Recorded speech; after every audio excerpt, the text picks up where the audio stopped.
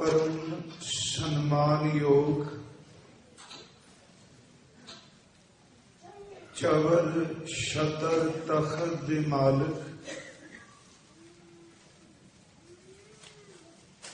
साहिब श्री गुरु ग्रंथ साहिब सच्चे पातशाह जी की पावन पवित्र खाजूरी अंदर सुबाईमान गुरु सवारे सतसंगी जनों,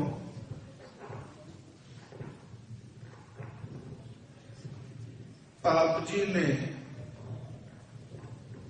सतगुरु जी दे पावन पवित्र अमृत बचना का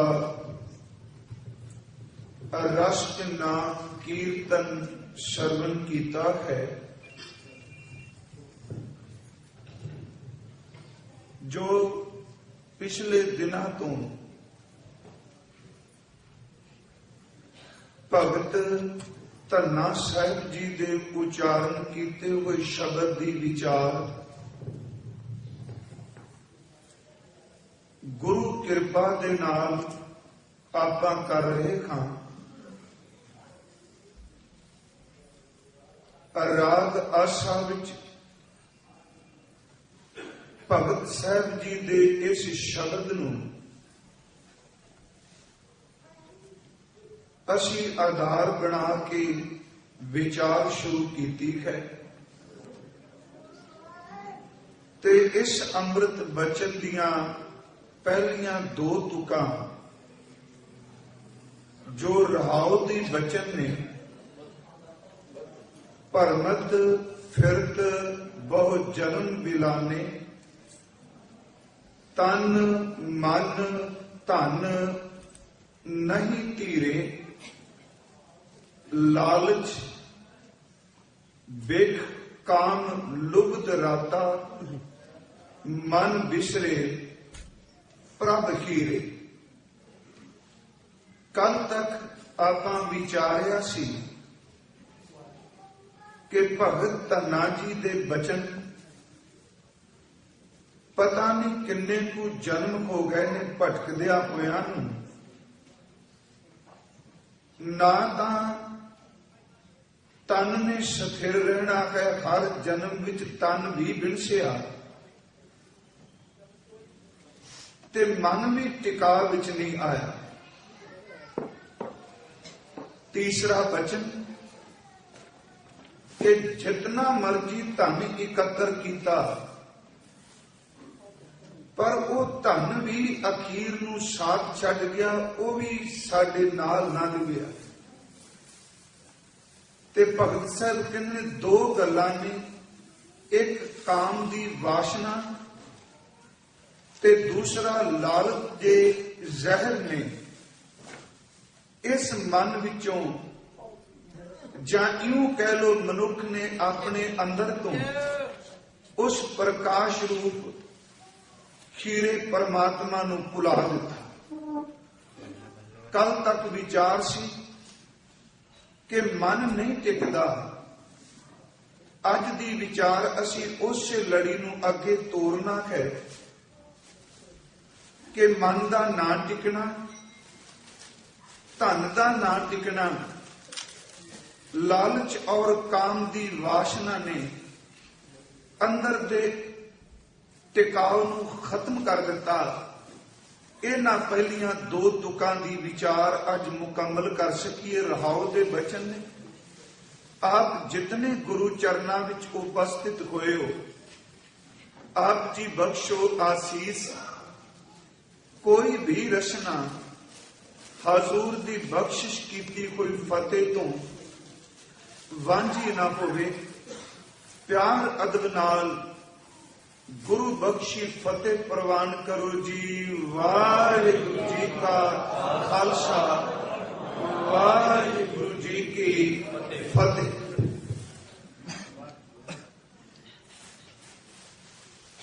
भगत धन्ना जी दे बचना मुताबिक कि कई जन्मां दा ये तुरिया होया मन इस दे अंदर टिका नहीं बन रहा।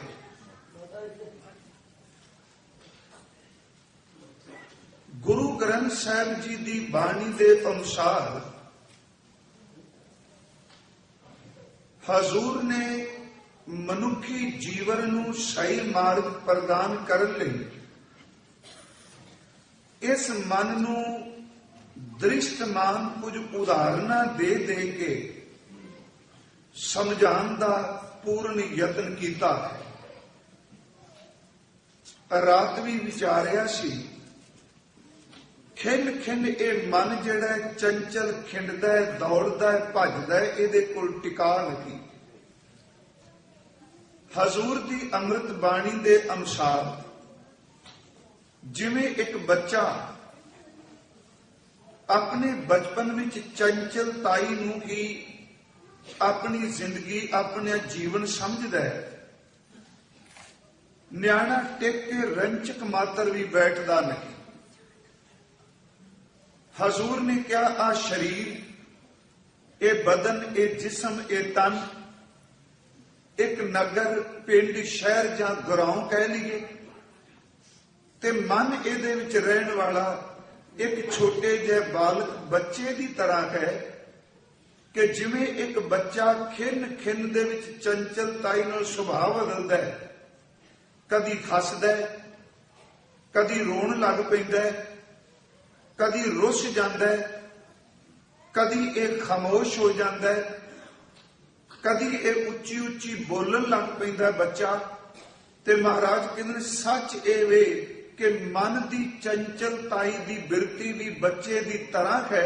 ते बच्चे की तरह तां क्या, क्योंकि बच्चे नूं दृष्टमान देखने आ ते मन जिहड़ा वो दृष्टमान नजर नहीं आउंदा। महाराज जी ने क्या देखो इस मन की अवस्था, कदी तां सचमुच कल्पन लग पैंदा है, शरीर ओही है, कदी ये मन कल्पी जाता है, कदी कुछ मिलता है ते चाह दे विच अत दा प्रसन्न हुंदा है, हसदा है, खुश हुंदा है, कदी रोण लग पैंदा है, कदी ये अपने आप नूं उपराम कर लैंदा है। कहंदे ने ये मन भी बच्चे की तरह है, इहदा कोई पता नहीं दिन विच कितनी वारी रोंदा है, कितनी वारी कल्पदा है ते कितनी वार चंचलताई विच हसदा। गुरु जी दे अमृत बोल ने बाणी विच कि काया नगर एक बालक बसिया, शब्द की विचार चल रही है कि भरमत फिरत बहु जन्म बिलाने, तन मन धन नहीं तीरे, तन मन ते धन नूं टिका ही नहीं। साहब कह रहे हैं कि काया नगर एक बालक बसिया, खिन पल फिर ना रहाई, अनक उपाव जतन कर थाके बारंग बार परमाही। बड़े यतन कीते पर मन फिर भी सानू परमाई जाता है। कई बार मन च भुलेखा हुंदा, साडे अंदर ही भुलेखा पैंदा कि शायद हुण मन बिल्कुल टिक गया है। नहीं भाई, इहदा टिका मालक तरस करे किते बन जाए। जिन्हों आपां टिकिया कहने आ, ये उदों भी कुछ ना कुछ करी जाता है। एक हिंदी दे कवि कोई ने अनाथ, उन्होंने मन के मुतलक कुछ बाहर मुखी उदाहरण दी है कि यह मन किवें थिरकदा, किवें फुरने पैदा करदा, ते असी समझने शायद ये टिक गया है। वो कहते नहीं, जिन्हों आपां टिका समझने उहदे विच भी कोई ना कोई ख्याल पैदा करी जाता है। उन्होंने उदाहरण दी है कि हवा रुकी होवे, हवा चले ना, ते आपां कई बार शब्द कहने कि अज गर्मी है, हवा चल नहीं रही, पत्ता भी नहीं खिलदा पिया। वो कहंदे ने जिदन अत दी हवा टिकी हुई प्रतीत होवे, कदी पिपल दे पत्तियां दे शिखर नूं ध्यान नाल देखिए कि पिपल दे पत्ते जिहड़े ने उन्हां दे ऊपर जो शिखर है वो थोड़ा बहुता पत्ता कोई ना कोई जरूर हिला लेगा। जिस दिन हवा टिकी हुई माने आ, पत्ते तां उस दिन भी थोड़े थोड़े हिलदे हुंदे, बिल्कुल शांत नहीं हुंदे, पत्ता कंब रहे। उन्होंने दूसरा वचन किया ਉਹ ਕਹਿੰਦੇ ਨੇ ਕਦੀ ਤੁਸੀਂ ਕੱਪੜੇ ਉਸ ਝੰਡੇ ਨੂੰ ਦੇਖੋ ਜੋ ਪਤਲੇ ਕੱਪੜੇ ਦਾ ਬਣਿਆ ਹੈ। ਉਹ ਝੰਡਾ ਕੋਈ ਵੀ ਹੋਵੇ, ਉਹਦੇ ਕੱਪੜੇ ਨੂੰ ਧਿਆਨ ਨਾਲ ਦੇਖੀਏ ਤੇ ਕੱਪੜੇ ਦੇ ਵਿੱਚ ਵੀ ਕੰਪਨ ਹੈ। ਉਹ ਕੱਪੜਾ ਵੀ ਹਿਲ ਰਿਹਾ ਹੈ। ਦੇਖਣ ਨੂੰ ਪ੍ਰਤੀਤ ਹੁੰਦਾ ਹੈ ਕਿ ਕੱਪੜਾ ਬਿਲਕੁਲ ਹਵਾ ਕਰਕੇ ਸ਼ਾਂਤ ਹੋ ਗਿਆ, ਹਵਾ ਬੰਦ ਹੈ, ਪਰ ਕਹਿਣ ਲੱਗੇ ਕੰਪਨ ਖਿਲਣਾ ਉਹਦੇ ਵਿੱਚ ਵੀ ਮੌਜੂਦ ਹੈ। ਪੱਤੇ ਖਿਲਦੇ ਨੇ, ਝੰਡਿਆਂ ਦੇ ਕੱਪੜੇ ਖਿਲਦੇ ਨੇ। ਕਹਿਣ ਲੱਗੇ ਕਦੀ ਤੁਸੀਂ ਦੇਖੋ ਕੱਛੂ ਕੁੰਮੇ ਦੀ ਸਿਰੀ, ਚਾਹੇ ਕੱਛੂ ਕੁੰਮੀ ਹੋਵੇ, ਉਹਦਾ ਸਿਰ ਕਿੰਨਾ ਚੰਚਲ ਹੈ। ਆਪਾਂ ਸਮਝਦੇ ਆ ਉਹਨੇ ਆਪਣਾ ਸਿਰ ਬਾਹਰ ਕੱਢ ਲਿਆ, ਹੁਣ ਇਹ ਬਾਹਰ ਹੀ ਰਹੇਗਾ, ਟਿਕ ਗਈ। ਜੇ ਉਹਨੇ ਆਪਣੇ ਸਿਰ ਨੂੰ ਆਪਣੇ ਸਰੀਰ ਦੇ ਵਿੱਚ ਖਿੱਚ ਲਿਆ, ਆਪਾਂ ਸਮਝਾਂਗੇ ਹੁਣ ਇਹਦੀ ਸਿਰੀ ਕਦੀ ਬਾਹਰ ਹੀ ਨਹੀਂ ਨਿਕਲਣੀ। ਕਹਿਣ ਲੱਗੇ ਕੱਛੂ ਕੁੰਮੀ ਦੀ ਸਿਰੀ ਅੱਤ ਦੀ ਚੰਚਲ ਹੈ। ਇੱਕ ਖਿੰਨ ਵਿੱਚੋਂ ਸਰੀਰ ਵਿੱਚੋਂ ਬਾਹਰ ਕੱਢ ਲੈਂਦੀ ਏ, ਇੱਕ ਖਿੰਨ ਵਿੱਚ ਉਸ ਨੂੰ ਅੰਦਰ ਸਮੇਟ ਲੈਂਦੀ ਹੈ। ਮਨ ਕੱਛੂ ਕੁੰਮੀ ਦੀ ਸਿਰੀ ਦੀ ਤਰ੍ਹਾਂ ਹੈ। ਉਹਦੇ ਸਿਰ ਦੀ ਤਰ੍ਹਾਂ ਚੰਚਲਤਾਈ ਵਿੱਚ ਕਦੀ ਬਾਹਰ ਮੁਖੀ ਹੁੰਦਾ ਹੈ, ਕਦੀ ਥੋੜਾ ਬਹੁਤਾ ਟਿਕਦਾ ਹੈ। ਤੇ ਜੇ ਕੱਛੂ ਕੁੰਮੇ ਦਾ ਸਿਰ ਉਹਦੇ ਸਰੀਰ ਵੀ ਚਲਾ ਗਿਆ, ਇਹਦਾ ਮਤਲਬ ਇਹ ਨਹੀਂ ਕਿ ਉਹ ਸਦਾ ਲਈ ਟਿਕ ਗਿਆ। ਇੱਕ ਘੜੀ ਤੋਂ ਬਾਅਦ ਉਹਦੀ ਸਿਰੀ, ਉਹਦੀ ਗਰਦਨ ਫਿਰ ਬਾਹਰ ਆ ਜਾਣੀ ਹੈ। ਬੇਨਤੀ ਮੈਂ ਕਰ ਰਿਹਾ ਕਿ ਪਿੱਪਲ ਦੇ ਪੱਤੇ, ਝੰਡਿਆਂ ਦੇ ਕੱਪੜੇ, ਕੱਛੂ ਕੁੰਮੀ ਦਾ ਗਰਦਨ ਜਾਂ ਸਿਰ ਕਹਿ ਲੋ ਜਾਂ ਸਿਰੀ ਸ਼ਬਦ ਵਰਤ ਲਈਏ, ਤੇ ਆ ਬੱਦਲਾਂ ਦੀ ਜਿਹੜੀ ਚਮਕ ਬਿਜਲੀ ਹੈ, ਇਹ ਕਦੀ ਸਥਿਰ ਹੁੰਦੀ? ਕਿੰਨੀ ਚੰਚਲ ਹੈ ਚਮਕਦੀ ਕੋਈ ਬਿਜਲੀ। ਪਿਆਰਿਓ, ਆਪਾਂ ਦੀਵਾ ਬਾਲੀਏ ਤੇ ਦੀਵੇ ਨੂੰ ਭਾਵੇਂ ਕਿਸੇ ਤਹਿਖਾਨੇ ਵਿੱਚ ਵੀ ਜਾ ਕੇ ਬਾਲ ਦਿਓ, ਪਰ ਦੀਵੇ ਦੀ ਲਾਟ, ਉਹਦੀ ਕੰਪਨ, ਉਹਦਾ ਖਿਲਣਾ ਜ਼ਰੂਰ ਜਾਰੀ ਰਹੇਗਾ। ਮਹਾਰਾਜ ਜੀ ਨੇ ਬਾਣੀ ਵਿੱਚ ਵੈਸੇ ਪ੍ਰਮਾਣ ਦਿੱਤੇ, ਉਂਝ ਮੈਂ ਇਸ ਨੂੰ ਉਦਾਹਰਨ ਬਣਾਇਆ ਉਸ ਕਵੀ ਦੀ ਰਚਨਾ ਨੂੰ, ਕਿਉਂਕਿ ਮਨ ਕਰਦਾ ਕੀ ਹੈ। ਉਹਦੇ ਸ਼ਬਦ ਨੇ, ਉਹ ਲਿਖਦੇ ਨੇ ਦਲ ਦਲ ਪਾਤ, ਪਾਤ ਕਾ ਪੱਠ। ਦਲ ਦਲ ਪਾਤ ਦਾ ਅਰਥ ਹੈ ਪਿੱਪਲ ਦੇ ਪੱਤੇ, ਪਾਤ ਕਾ ਪੱਠ ਇਹਦਾ ਅਰਥ ਹੈ ਝੰਡਿਆਂ ਦੇ ਕੱਪੜੇ। ਦਲ ਦਲ ਪਾਤ, ਪਾਤ ਕਾ ਪੱਟ, ਦਾਮਨ ਕੱਛ ਪਮਾਤ। ਅਗਲਾ ਵਚਨ ਉਹਦਾ ਕਹਿਣ ਲੱਗੇ ਭੂਤ ਦੀਪ, ਦੀਪਕ ਸ਼ਖਾ, ਇਹ ਮਨ ਬਿਰਤ ਅਨਾਥ। ਕਹਿੰਦੇ ਨੇ ਅਨਾਥ, ਇਹ ਮਨ ਦੀ ਬਿਰਤੀ ਹੈ, ਇਹ ਤਾਂ ਕਦੀ ਟਿਕਾ ਵਿੱਚ ਆਉਂਦਾ ਹੀ ਨਹੀਂ। ਸਿਰ ਮੇਰੀ ਬੇਨਤੀ ਹੈ, ਕੱਲ ਦੀ ਵਿਚਾਰ ਚੱਲ ਰਹੀ ਸੀ, ਤਨ ਵੀ ਚਲਾਏ ਮਾਨ ਹੈ, ਤੇ ਹਰ ਜਨਮ ਵਿੱਚ ਮਨ ਮਿਲਿਆ, ਮਨ ਵੀ ਕਿਹੜਾ ਟਿਕ ਗਿਆ। ਭਗਤ ਧੰਨਾ ਸਾਹਿਬ ਜੀ ਦੇ ਬਚਨਾਂ ਅਨੁਸਾਰ ਇਹ ਤੋਂ ਅੱਗੇ ਬਾਣੀ ਵਿੱਚੋਂ ਅਸੀਂ ਥੋੜਾ ਜਿਹਾ ਹੋਰ ਪ੍ਰਮਾਣ ਲੈ ਲਈਏ। ਜੇ ਬਾਲਕ ਕੇ, ਜੇ ਇਸ ਨੂੰ ਪਿੱਪਲ ਦੇ ਪੱਤੇ ਨਾਲ ਕਿਸੇ ਨੇ ਤੁਲਨਾ ਦੇ ਦਿੱਤੀ, ਇਹ ਚੰਚਲ ਹੈ। ਹਜ਼ੂਰ ਦੇ ਅੰਮ੍ਰਿਤ ਬਚਨਾਂ ਵਿੱਚੋਂ ਹੀ ਮਹਾਰਾਜ ਕਹਿੰਦੇ ਨੇ ਕਦੀ ਇਸ ਨੂੰ ਧਿਆਨ ਨਾਲ ਦੇਖੀਏ, ਇਹਦੇ ਵੱਲ ਝਾਤੀ ਮਾਰੀਏ, ਇਹ ਕਦੀ ਸਮਰਾਟ ਬਣ ਜਾਂਦਾ ਹੈ, ਕਦੀ ਮੰਗਤਾ ਬਣ ਜਾਂਦਾ ਹੈ, ਕਦੀ ਦਾਨੀ ਬਣ ਜਾਂਦਾ ਹੈ, ਕਦੀ ਲਾਲਚੀ ਬਣ ਕੇ ਲੋਕਾਂ ਦੇ ਘਰ ਨੂੰ ਚੁਰਾਉਣ ਲੱਗ ਪੈਂਦਾ ਹੈ, ਕਦੀ ਸਚਾਈ ਇਹਦੇ ਅਡੋਲ ਬਣ ਜਾਂਦਾ ਹੈ, ਤੇ ਕਦੀ ਇੱਕੋਦਮ ਢੇਰੀ ਢਾਹ ਕੇ ਬਹਿ ਜਾਂਦਾ। ਟਿਕਦਾ ਤਾਂ ਇਹ ਵੀ ਨਹੀਂ। ਬਾਬਾ ਜੀ ਦੇ ਬਚਨ ਨੇ ਮਨ ਜੋਗੀ ਮਨ ਭੋਗੀਆ। ਦੇਖੋ ਖਿਲ ਖਿਲ ਸੰਗਤ ਵਿੱਚ ਆ ਕੇ ਵੀ ਕਰ ਰਿਹਾ ਹੈ ਕੁਛ। ਕਦੀ ਤਾਂ ਬਾਣੀ ਨਾਲ ਜੁੜਦਾ ਹੈ, ਵਿਚਾਰ ਸੁਣਦਾ ਹੈ, ਕੀਰਤਨ ਸੁਣਦਾ ਹੈ, ਤੇ ਉਸ ਤੋਂ ਬਾਅਦ ਆਪਣੇ ਆਪ ਹੀ ਫੈਸਲਾ ਕਰੀ ਜਾਂਦਾ ਹੈ ਕਿ ਅੱਜ ਤੱਕ ਕੂੜ ਦੇ ਗੱਡੇ ਹੀ ਢੋਏ ਨੇ, ਅੱਜ ਤੱਕ ਜ਼ਿੰਦਗੀ ਵਿਅਰਥ ਹੀ ਗਵਾ ਦਿੱਤੀ, ਬਸ ਹੁਣ ਕੱਲ ਤੋਂ ਆਪਣਾ ਕੰਮ ਸ਼ੁਰੂ। ਇਹ ਤਾਂ ਧੰਦੇ ਮੁੱਕਣੀ ਕੋਈ ਨਹੀਂ, ਕੱਲ ਤੋਂ ਆਪਾਂ ਨਾਮ ਸ਼ੁਰੂ, ਬੰਦਗੀ ਸ਼ੁਰੂ। ਚੰਗੇ ਗੁਣ ਸਚਾਈ ਇਹ ਜੇ ਦੋ ਅੱਖਾਂ ਜੁੜਦੀਆਂ ਗੱਲਾਂ ਕਰਦਾ, ਬਸ ਬਾਹਰ ਹਵਾ ਲੱਗਣ ਦੀ ਦੇਰ, ਉਹ ਪਤਾ ਨਹੀਂ ਕਿੱਧਰ ਚਲਾ ਗਿਆ ਜਿਹਨੇ ਫੈਸਲੇ ਕੀਤੇ ਸੀ। ਆਪਣੇ ਫੈਸਲੇ ਕੀਤੇ ਤੋਂ ਆਪੇ ਮੁੱਕਰ ਗਿਆ। ਮਹਾਰਾਜ ਕਹਿੰਦੇ ਨੇ ਕਦੀ ਜੋਗੀ ਤੇ ਕਦੀ ਭੋਗੀ ਬਣ ਗਿਆ। ਬਚਨਾਂ ਦੇ ਅਨੁਸਾਰ, ਹਜ਼ੂਰ ਦੀ ਬਾਣੀ ਅਨੁਸਾਰ, ਕਿ ਮਨ ਜੋਗੀ ਮਨ ਭੋਗੀਆ। ਕਦੀ ਜੁੜਨ ਦੀਆਂ ਗੱਲਾਂ, ਕਦੀ ਵਾਸ਼ਨਾਵਾਂ ਦੀਆਂ ਗੱਲਾਂ। ਤੇ ਸਾਚੇ ਜਦੋਂ ਇਹ ਵਾਸ਼ਨਾ ਵਿੱਚ ਪ੍ਰਵਿਰਤ ਹੁੰਦਾ ਹੈ ਤੇ ਕਈ ਵਾਰੀ ਮਨ ਚ ਆਉਂਦਾ ਹੈ ਬੰਦੇ ਦਾ ਮਨ ਹੀ ਨਾ। ਕਹਿੰਦਾ ਆਪਾਂ ਧਰਮ ਉਪਦੇਸ਼ ਸੁਣਨੇ ਆ, ਧਰਮ ਗ੍ਰੰਥਾਂ ਦੀ ਗੱਲ ਸੁਣਨੇ ਆ, ਆਖਰ ਜਿਹੜੇ ਇੰਨੇ ਬੰਦੇ ਬਾਹਰ ਵਿਸ਼ੇ ਵਕਾਰ ਐਬ ਕਮਾਉਂਦੇ ਪਏ ਨੇ ਵੀ ਤਾਂ ਰੱਬ ਨੇ ਪੈਦਾ ਕੀਤੇ ਨੇ। ਜਦੋਂ ਮਨ ਗੰਦਾ ਹੁੰਦਾ ਹੋਵੇ ਉਦੋਂ ਸੱਚਾਈ ਐਵੇਂ ਗੰਦੀਆਂ ਉਦਾਹਰਨਾਂ ਨੂੰ ਆਧਾਰ ਬਣਾ ਕੇ ਭਟਕੀ ਜਾਏ ਵੀ ਇਹਨਾਂ ਨੇ ਵੀ ਤਾਂ ਲੇਖਾ ਦੇਣਾ ਹੀ ਹੈ। ਮਹਾਰਾਜ ਕਹਿੰਦੇ ਨੇ ਕਦੀ ਜੋਗੀ ਕਦੀ ਭੋਗੀ, ਮਨ ਜੋਗੀ ਮਨ ਭੋਗੀਆ, ਮਨ ਮੂਰਖ ਗਾਵਾਰ। ਕਦੀ ਇਹੋ ਜਿਹੀਆਂ ਗੱਲਾਂ ਕਰਦਾ ਅੱਤ ਦੀਆਂ ਮੂਰਖਤਾਈ ਵਾਲੀਆਂ, ਗਵਾਰਾਂ ਵਾਲੀਆਂ। ਮਨ ਮੂਰਖ ਗਾਵਾਰ, ਮਨ ਦਾਤਾ। ਕਈ ਵਾਰੀ ਇਹ ਦਾਨ ਕਰਨ ਵਾਲਾ ਬਣ ਜਾਂਦਾ ਹੈ, ਲੋਕਾਂ ਨੂੰ ਆਪਣੇ ਕੋਲੋਂ ਕੁਝ ਦੇ ਕੇ ਪ੍ਰਸੰਨ ਹੁੰਦਾ ਹੈ, ਤੇ ਕੋਈ ਮਨ ਜਿਹੜਾ ਕਈ ਵਾਰੀ ਮੰਗਤਾ ਬਣ ਜਾਂਦਾ। ਮਨ ਦਾਤਾ, ਮਨ ਮੰਗਤਾ, ਮਨ ਸਿਰ ਗੁਰ ਕਰਤਾਰ।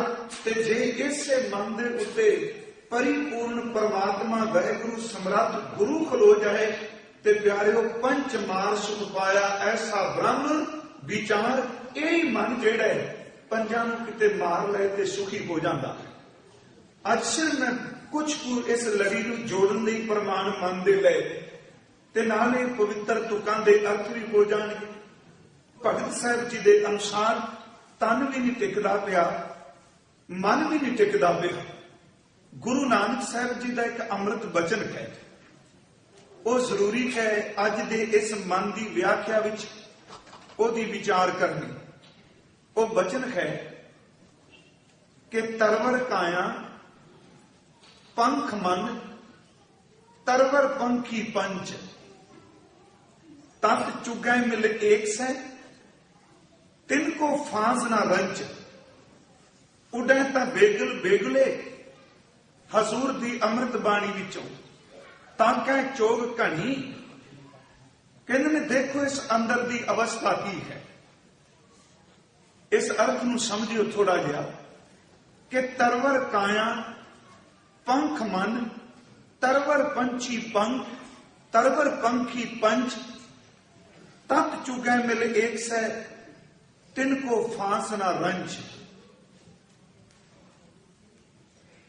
ਇਹਦੇ ਅਰਥ ਬੜੇ ਹਜ਼ੂਰ ਨੇ ਗਹਿਰੇ ਰੱਖੇ। ਇਹ ਪਹਿਲੀ ਗੱਲ ਤਾਂ ਸਮਝ ਪੈ ਗਈ ਕਿ ਤਰਵਰ ਕਾਇਆ, ਕਾਇਆ ਦਾ ਅਰਥ ਅਸੀਂ ਕੱਲ ਵੀ ਕੀਤਾ ਸਰੀਰ, ਹੱਡੀਆਂ ਦਾ ਢਾਂਚਾ। ਕਹਿੰਦੇ ਨੇ ਸਰੀਰ ਇੱਕ ਰੁੱਖ ਦੀ ਤਰ੍ਹਾਂ। ਮਹਾਰਾਜ ਜੀ ਨੇ ਕਿਹਾ ਕਿ ਤਰਵਰ ਕਾਇਆ ਪੰਖ ਮਨ, ਤੇ ਇਸ ਕਾਇਆ ਦੇ ਵਿੱਚ ਜਿਹੜਾ ਪੰਛੀ ਹੈ ਉਹ ਮਨ ਹੈ। ਤੇ ਅਗਲੀ ਨਾਲ ਅੱਧੀ ਤੁਕ ਅੱਗੇ ਵੇ ਕਹਿਣ ਲੱਗੇ ਤਰਵਰ ਪੰਖੀ ਪੰਚ, ਤੇ ਨਾਲ ਫਿਰ ਬਚਨ ਕਰ ਦਿੱਤਾ ਨਹੀਂ ਇਸ ਰੁੱਖ ਦੇ ਉੱਤੇ 5 ਪੰਛੀ ਹੋਰ ਰਹਿੰਦੇ। ਜਿਹੜਾ ਪਹਿਲਾ ਤਰਵਰ ਹੈ ਤੇ ਦੂਸਰਾ ਅੱਖਰ ਤਰਵਰ ਸ਼ਬਦ ਆਇਆ ਹੈ ਕਿ ਤਰਵਰ ਪੰਖੀ ਪੰਚ। ਉੱਥੇ ਤਰਵਰ ਦੇ ਰਾਰੇ ਨੂੰ ਸਿਹਾਰੀ ਲੱਗੀ ਏ ਕਿ ਸਰੀਰ ਦੇ ਉੱਤੇ, ਇੱਕ ਸਰੀਰ ਦੇ ਵਿੱਚ, ਇੱਕ ਸਰੀਰ ਦੇ ਉੱਤੇ। ਸਾਹਿਬ ਕਹਿੰਦੇ ਤਰਵਰ ਕਾਇਆ ਭਾਈ, ਇਹ ਸਰੀਰ ਇੱਕ ਰੁੱਖ ਹੈ, ਮਨ ਪੰਖ, ਮਨ ਇਹਦੇ ਵਿੱਚ ਪੰਛੀ ਰਹਿੰਦਾ ਹੈ। ਤੇ ਭਾਈ ਇਸ ਸਰੀਰ ਦੇ ਉੱਤੇ 3 ਪੰਛੀ ਹੋਰ ਰੱਬ ਨੇ ਪੈਦਾ ਕੀਤੇ ਨੇ। ਉਹ ਪੰਛੀ ਕਿਹੜੇ ਨੇ? 5 ਗਿਆਨ ਇੰਦਰੇ। ਉਹ ਵਾਸ਼ਨਾ ਨਹੀਂ ਉਹਦੇ ਅਰਥ ਕੀਤੇ। 5 ਗਿਆਨ ਇੰਦਰੇ ਵੀ ਤਾਂ ਇਸ ਰੁੱਖ ਦੇ ਉੱਪਰ ਨੇ। ਅੱਖਾਂ ਹੈ, ਨਾਸ਼ਕ ਹੈ, ਸਾਡੇ ਕੰਨ ਨੇ, ਜੀਭ ਹੈ ਤੇ ਆ ਚਮੜੀ ਹੈ। ਇਹ 5 ਪੰਖੀ ਵੀ ਇਸ ਕਾਇਆ ਦੇ ਉੱਤੇ ਬੈਠੇ ਨੇ। ਤਤ ਚੁਗੈ ਮਿਲ ਏਕ ਸੇ, ਤਿਨ ਕੋ ਫਾਂਸ ਨਾ ਰੰਚ। ਜੇ ਕਿਤੇ ਇਹ ਮਨ, ਇਹ ਗਿਆਨ ਇੰਦਰੇ ਗੁਰੂ ਦੇ ਸ਼ਬਦ ਵਿੱਚ ਜੁੜ ਜਾਣ, ਏਕਸੇ ਦਾ ਅਰਥ ਇੱਕ ਪਰਮਾਤਮਾ ਦੇ ਨਾਮ ਦੀ ਚੋਗ ਚੁਗਣ, ਇਹਨਾਂ ਨੂੰ ਕੋਈ ਵੀ ਫਾਂਸੀ ਵਿੱਚ ਫਸਾ ਨਹੀਂ ਸਕਦਾ। ਇਹ ਡੁੱਬਦੀ ਉਦੋਂ ਨੇ ਜਦੋਂ ਵੱਖ-ਵੱਖ ਹੋ ਕੇ ਭਟਕਣ ਲੱਗ ਪੈਂਦੇ। ਫਿਰ ਬੇਨਤੀ ਮਨ ਕਿ ਤਰਵਰ ਕਾਇਆ ਪੰਖ ਮਨ, ਤਰਵਰ ਪੰਖੀ ਪੰਚ। ਤਤ ਚੁਗੈ ਮਿਲ ਏਕ ਸੇ, ਤਿਨ ਕੋ ਫਾਂਸ ਨਾ ਰੰਚ। ਅਗਲੀਆਂ ਜਿਹੜੀਆਂ ਤੁਕਾਂ ਨੇ ਉਹਦੇ ਵਿੱਚ ਹਜ਼ੂਰ ਨੇ ਬਚਨ ਕੀਤਾ ਚੁਗੈ ਉਡੈ ਤਾਂ ਬੇਗਲ ਬੇਗਲੇ, ਤਾਂ ਕਹਿ ਚੋਗ ਘਣੀ।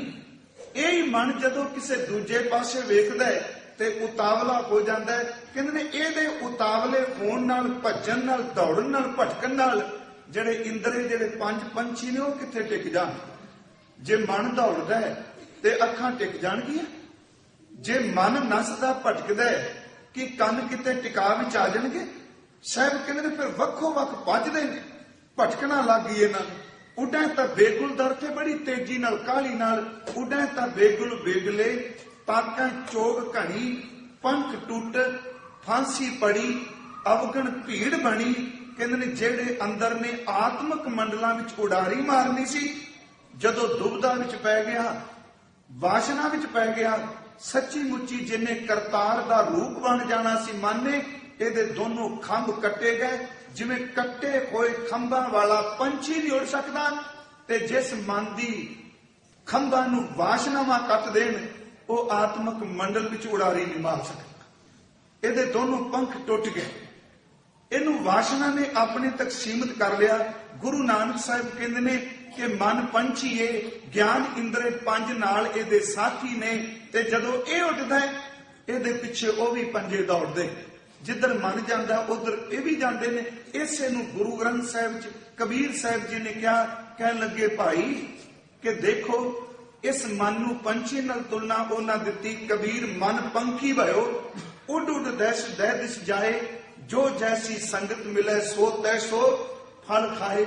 ਜਿਸ ਪਾਸੇ ਦੌੜਦਾ ਜਿਹੋ ਜੀ ਸੰਗਤ ਮਿਲਦੀ ਏ ਉਹ ਜਾਂ ਮਨ ਫਲ ਮਾਣਦਾ ਹੈ। ਸਿਰ ਮੇਰੀ ਇੱਕ ਬੇਨਤੀ ਸੀ, ਕੱਲ ਬੇਅੰਤ ਪ੍ਰਮਾਣ ਅਸੀਂ ਬਾਣੀ ਚੋਂ ਲਏ ਸਨ ਕਿ ਮਨ ਟਿਕਦਾ ਨਹੀਂ।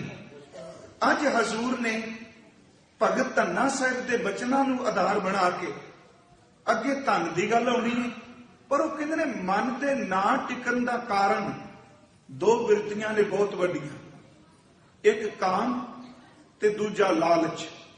ਸ਼ਾਇਦ ਪਿਛਲੇ ਦਿਨੀ ਅਰਜ਼ ਕੀਤੀ ਸੀ, ਜਦੋਂ ਕਿਤੇ ਇਹੋ ਜੀ ਵਾਸ਼ਨਾ ਦੀ ਗੱਲ ਚੱਲਦੀ ਏ ਤੇ ਅਸੀਂ ਕਈ ਵਾਰੀ ਆਪਣੀ ਜ਼ਬਾਨ ਨੂੰ ਵੀ ਰੋਕਨੇ ਆ, ਆਪਣੇ ਸ਼ਬਦਾਂ ਨੂੰ ਵੀ ਪਰਦੇ ਥੱਲੇ ਰੱਖਨੇ ਆ।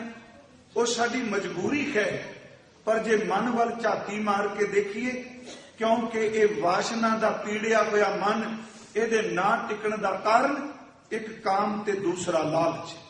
ਗੁਰੂ ਗ੍ਰੰਥ ਸਾਹਿਬ ਵਿੱਚ ਮੈਂ ਦੋ ਪ੍ਰਮਾਣ ਇਹਨਾਂ ਸੰਬੰਧੀ 2-4 ਬਾਣੀ ਵਿੱਚ ਲਏ। ਇਹ ਕਿਉਂ ਇਹਨੂੰ ਵਾਸ਼ਨਾ ਇੰਨੀ ਖਾਦੀ? ਜਦੋਂ ਪੰਜਾਂ ਦੀ ਗੱਲ ਚੱਲਦੀ ਏ ਤੇ ਸਭ ਤੋਂ ਪਹਿਲਾਂ ਕਾਮ ਦਾ ਜ਼ਿਕਰ ਆਉਂਦਾ ਹੈ।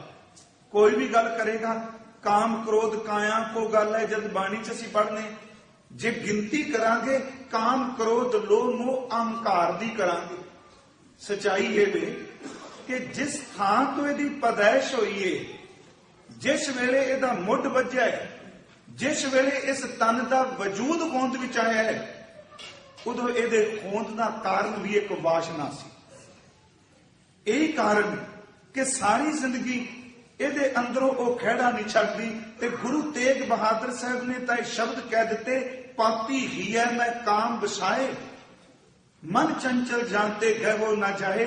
ਕਹਿੰਦੇ ਤਾਂ ਕਾਮ ਵਸਿਆ ਪਿਆ, ਅਸੀਂ ਕਹਿੰਦੇ ਆ ਕਿਤੇ ਟਿਕ ਜਾਏ। ਮਹਾਰਾਜ ਕਹਿੰਦੇ ਕਿਵੇਂ ਟਿਕੇ? ਜੋਗੀ ਜੰਗਲ ਅਰ ਸੰਨਿਆਸ ਸਭ ਹੀ ਪਰ ਡਾਰੀ ਇਨਫਾਸ, ਕੀ ਜੋਗੀ ਕੀ ਸਰੇਵੜੇ ਕੀ ਸੰਤ ਕੀ ਮੰਤ। ਗੁਰੂ ਤੇਗ ਬਹਾਦਰ ਸਾਹਿਬ ਕਹਿੰਦੇ ਕੋਈ ਟਾਵਾਂ ਟਾਵਾਂ ਬਚਿਆ ਨਹੀਂ, ਤੇ ਪਿਆਰਿਓ ਇਹਨੇ ਸਾਰਿਆਂ ਉੱਤੇ ਆਪਣਾ ਕਬਜ਼ਾ ਕੀਤਾ। ਇੱਥੇ ਥੋੜਾ ਜਿਹਾ ਮੈਂ ਡਿਟੇਲ ਨਾਲ, ਪਰ ਸਿਰਫ ਗੁਰੂ ਦੇ ਸ਼ਬਦ ਦੀ ਭੈ ਭਾਵਨੀ ਵਿੱਚ ਰਹਿ ਕੇ। ਇਹਦੇ ਕਈ ਰੂਪ ਨੇ। ਇਹਨੂੰ ਰਤੀ ਸ਼ਬਦ ਵੀ ਵਰਤਿਆ, ਹਿੰਦੁਸਤਾਨੀ ਲੋਕਾਂ ਨੇ ਕਾਮਦੇਵ ਸ਼ਬਦ ਵੀ ਵਰਤਿਆ, ਇਹਨੂੰ ਮਨ ਮੋਦਨ ਵੀ ਕਿਹਾ ਗਿਆ, ਇਹਨੂੰ ਚਿੱਤ ਚੋਰ ਵੀ ਕਿਹਾ ਗਿਆ। ਇਹ ਆਪਣੇ ਰਸ ਨੂੰ ਕਈ ਤਰੀਕਿਆਂ ਨਾਲ ਪੂਰਿਆ ਕਰਦਾ ਹੈ।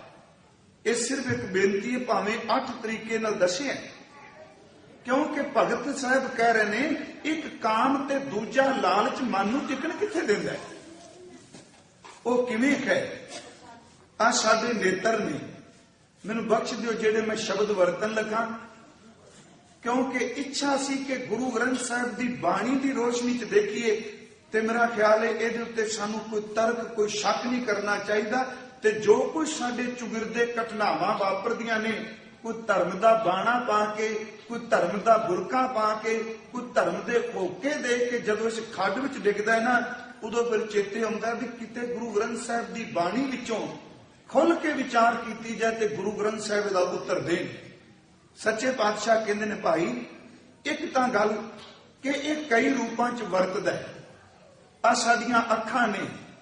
कोई जरूरी नहीं कि वासना की पूर्ति लिए शरीर की स्पर्शता ही अत लाजमिक है। आ अखां की करदियां ने? ये जो कुछ देखदियां ने, वाहिगुरू तरस करे कोई टावा टावा बच जाए, नहीं ते प्यारिओ अखां दियां दो पुतलियां इन्नी को मैल अंदर सड़ दिंदियां, अंदर टिकदा किथे है। अखां नहीं बंदा अपनी वासना की पूर्ति करता है। आ की है जो कुछ स्क्रीनां ते लोग देखते हैं, की कुछ है जो अद्धी अद्धी रात तक जाके पर्दियां ते देख रहे ने। हालां वो बिजली की खेड है, सिर्फ एक मूर्त नचदी पई है, पर उस नचदी कोई मूर्त नूं अखां देखदियां ने। महाराज कहंदे ने जो कुछ अखां नाल देखिया चेते रखी, कदी बाणी पढ़ेगा और रात वालियां मूर्तां तेरे सामने आ जाण, किवें मन टिके? क्योंकि अज सतगुरु ने कहा कि यह हिरदे विच वस गया है। भगत धन्ना जी कह रहे ने परमात्मा इस बंदे का मन टिके किथे? अखां अपनी पूर्ति कर रही ने, रज रही। फिर उस तो बाद दूजा तरीका है जिन्हों अज लोगों ने किता बना लिया। देखो परमार्थ कमान वालियां लई भाई साहब भाई वीर सिंह उन्हां दा ते एक बचन सी, वो कहंदे सन भावें ज्ञान वास्ते भी कोई बंदा कहे भी आ चीज पढ़ लै, ਇਹਦੇ ਨਾਲ ਤੈਨੂੰ फलाना ज्ञान हो जाएगा। जिन्हें कहते हैं परमार्थ के रस्ते से चलना है, ये मार्ग खंडे धारे अपने आप को सुचेत रख के तुरे। हुण कन की रस पूर्ति नहीं ले रहे, असीं देखने हैं कोई फोन ते गल कर रहा, मैं सीधे जिहियां गल्लां स्पष्ट अज कहणियां चाहना, क्योंकि शब्द चलने ने इंडिया विच भी। कन्ना तो रस है, जदों असीं किसी की गल सुनने आ, कन सिर्फ वासना दीयां गल्लां सुनते ने ते मन जिहड़ा उस वासना नूं कन्नां राहीं भोगदा पिया, यह भी एक काम है।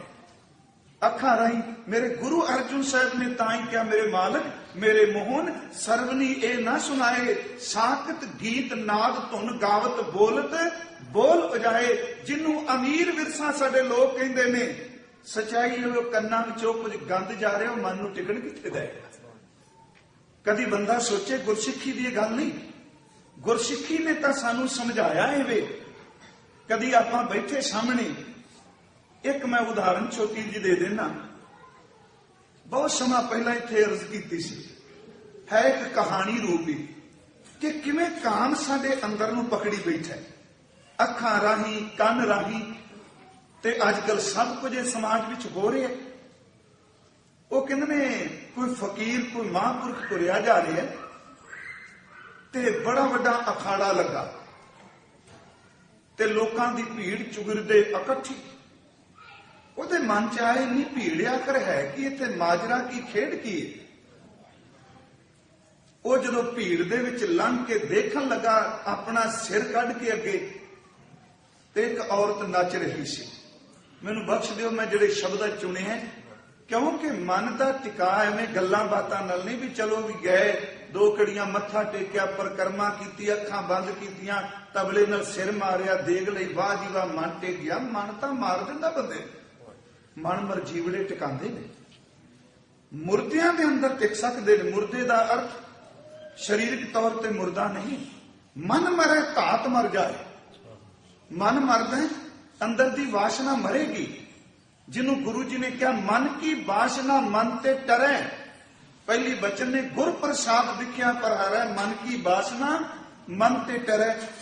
उन्हें देखा भी मृदंग वज रहे ने, पैरां च घुंघरू पाए, नाच हो रहे। उन्हें थोड़ा जिहा वेखिया, इकोदम चुप करके चल पिया। जिवें अपना कोई सज्जन बाहर जाए, जिवें रागी भाई ग्रंथी जाते ना साडे बाहर किते तुरदे होण, ते साडे बंदे सच्ची है जे कमरे च वड़ के बड़ा सो के बाहर निकलदे मैं टिचरा करदे, बाबे किधर तुरे फिरदे। वो कई बार सोची दा मना भी उदों ही आओ जो स्टेज ते बहना ते बस पिछू इकोदम निकल जाओ। ये सलीयत है। प्रचारक वाहिगुरू किरपा करे अंदरों भावना वाला होवे, पर उज साडी स्वतंत्रता असीं आप जी नहीं सकते। ये मैं खिन विचों निकलिया।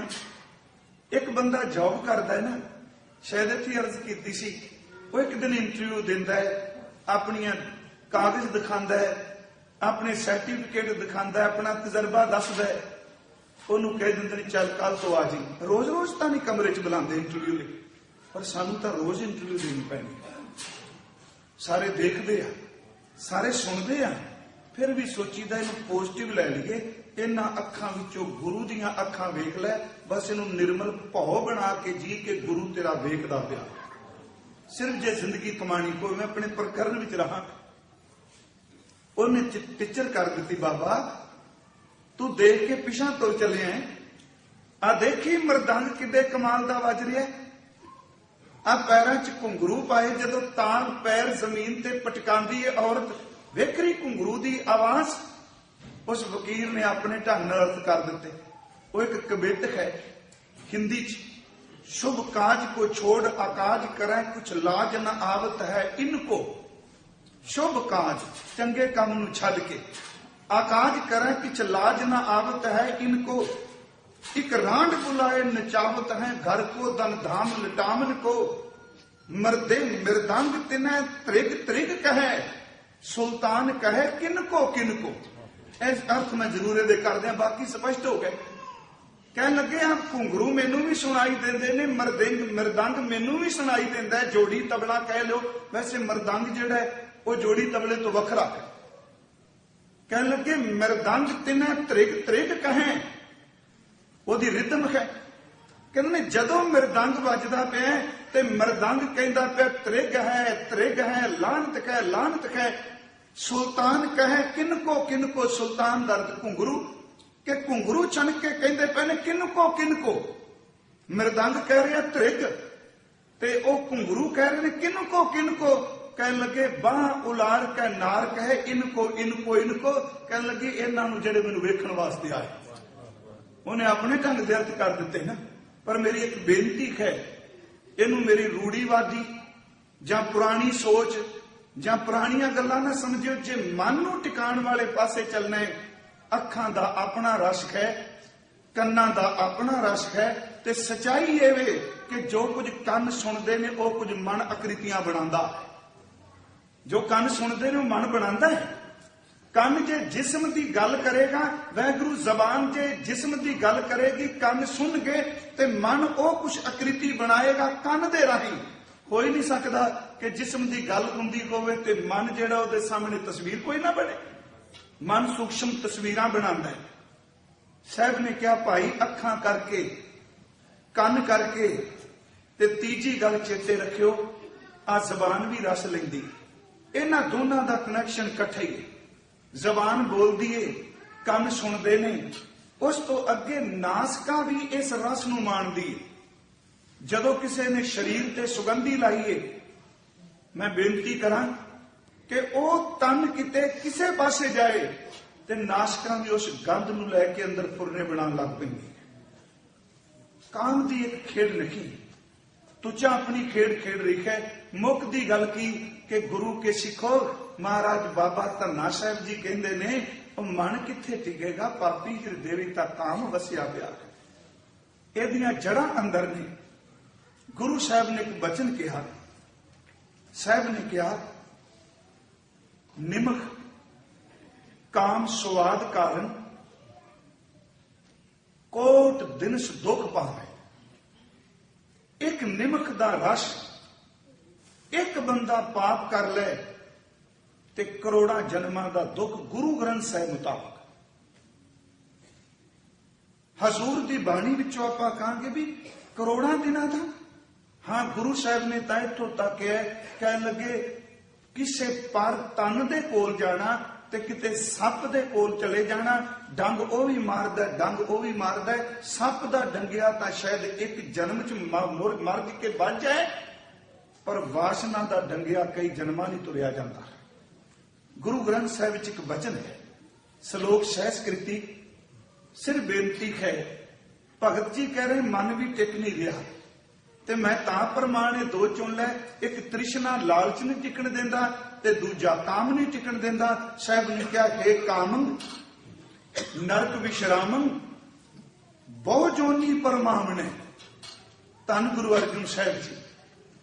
असीं अगे विचारांगे जदों शब्द आवेगा ये किवें काबू किया जा सकता है।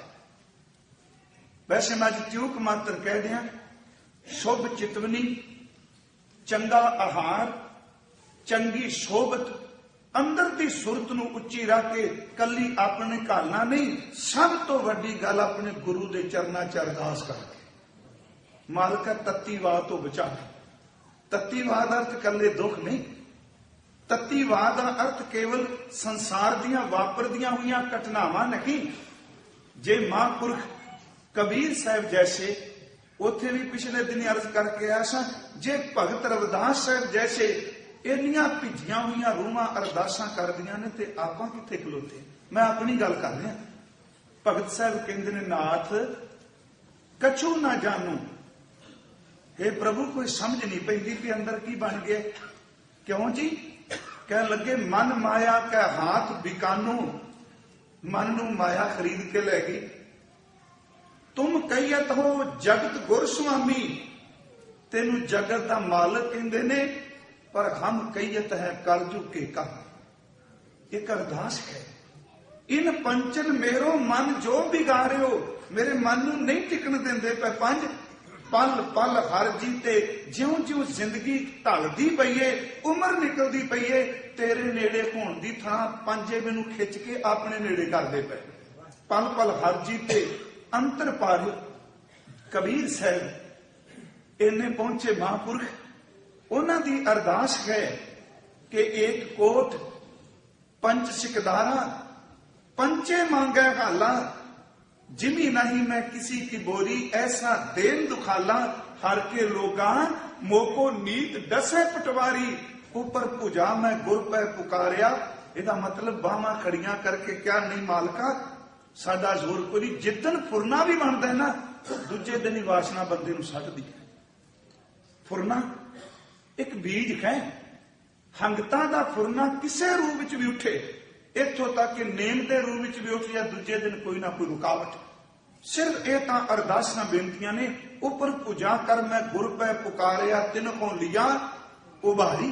गुरु अर्जन साहब दे बचन कह लगे, धामू दशा अनेक प्रेम प्रभकार ने, पंच सता में दूत कवन विद मारने, तीखण बाण चलाए नाम प्रभ ध्याइयै, हर हां मां बेखादी घात पूर्ण गुर पाई है। कहते ने अपनी कमाई नहीं, पूरा गुरु कृपा करदा है ते इन्हां पंजां नूं काबू कर सके। गुरु थापना दे दे हो जांदे ने काबू। नह ते पंज जवान मैं गुर थापी दिती, कंड जियो खैर पर करन विच रहा। साहब ने कहा, हे काम नरक विश्राम, नरकां विच थां दवाण वाले, बहु जोनी परमावने, कन्या जोना विच ए अंदर पटकाए फिरने, जिन्हों भगत जी ने कहा भरमत फिरत बो जन्म बिलाने, चित हरणंग तू बंदियां दे चित चुराना, त्रै लोक गम्यन आ तिन्ना लोकां तक तेरी पहुंच है। तू पताल विच स्वर्ग विच मात लोक विच जेड़ा तेरी गिरफ्त विच आ गया, चित हरणंग त्रै लोक गम्यन, जप तप शील विधारने। जदों तेरी खनेरी आउंदी है, जपियां दे जप भी तू फूक के रख देना, तपियां दे तप ते सील दा अर्थ निमरता सुशीलता।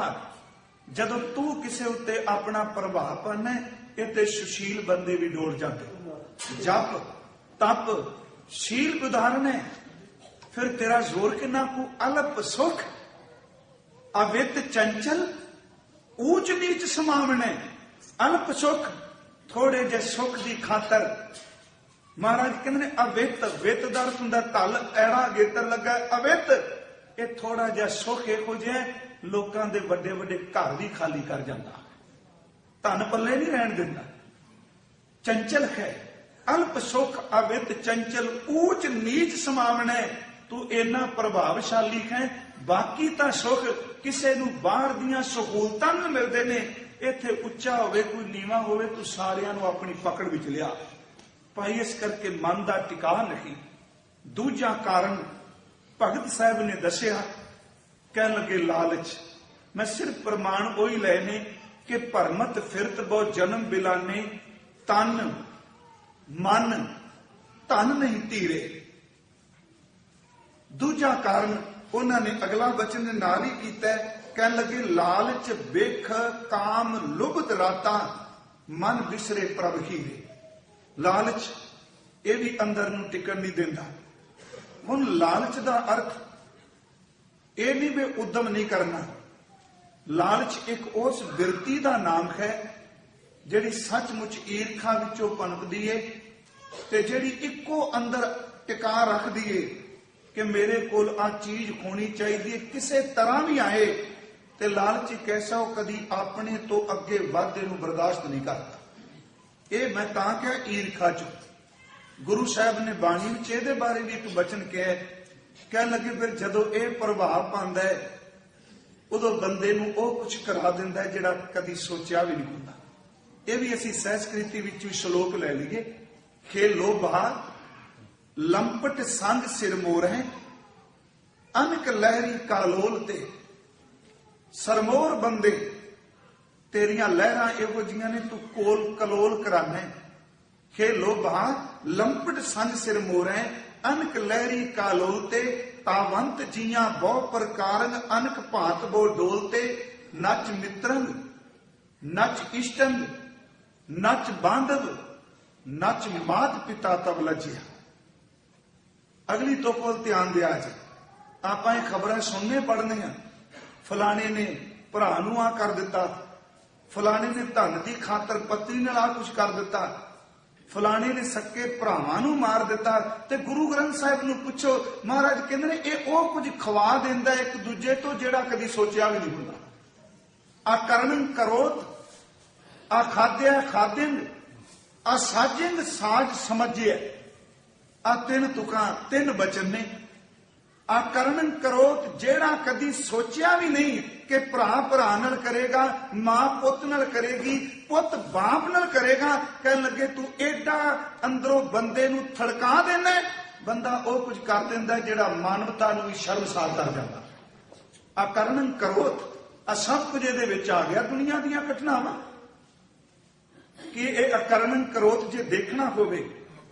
ਔਰੰਗਜ਼ੇਬ, ਵੈਸੇ ਤਾਂ ਹੁਣ ਸਾਡੇ ਸਾਹਮਣੇ ਪੜਦੇ ਕੋਈ ਨਹੀਂ, ਹਰ ਥਾਂ ਤੇ ਇਹ ਆਪਣਾ ਪੂਰਾ ਜ਼ੋਰ ਪਾਉਂਦਾ ਹੈ। ਲਾਲਚ ਦਾ ਕੋਈ ਰਿਸ਼ਤਾ ਨਹੀਂ ਹੁੰਦਾ। ਇਹ ਵੀ ਮੈਂ ਬੇਨਤੀ ਕਰਾਂ, ਜਿਹੜਾ ਬੰਦਾ ਲਾਲਚ ਵਸ ਚੋਖਾ ਗੁਰੂ ਨੂੰ ਪਿਆਰ ਕਰਦਾ, ਉਹ ਵੀ ਪਿਆਰ ਨਹੀਂ ਜੇ ਰਹਿੰਦਾ।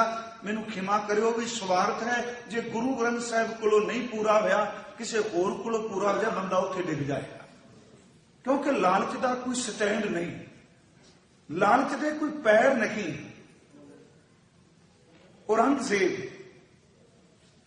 ਦਾਰਾ ਸ਼ਿਕੋ ਨੇ ਮਹੱਲ ਵਿੱਚ ਇੱਕ ਆਦਮ ਕੱਦ ਦਾ ਸ਼ੀਸ਼ਾ ਲਵਾਇਆ, ਦਰਪਣ ਲਵਾਇਆ।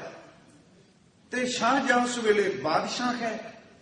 ਉਹਨੇ ਸਾਰੇ ਪਰਿਵਾਰ ਨੂੰ ਨਿਮੰਤਰਣ ਦਿੱਤਾ, ਸੱਦਾ ਪੱਤਰ ਦਿੱਤਾ ਕਿ ਮੈਂ ਸ਼ੀਸ਼ਾ ਲਵਾਇਆ ਹੈ, ਆਓ ਤੁਸੀਂ ਦੇਖੋ, ਨਾਲੇ ਰਾਤ ਦਾ ਖਾਣਾ ਆਪਾਂ ਇਕੱਠੇ ਖਾਵਾਂਗੇ।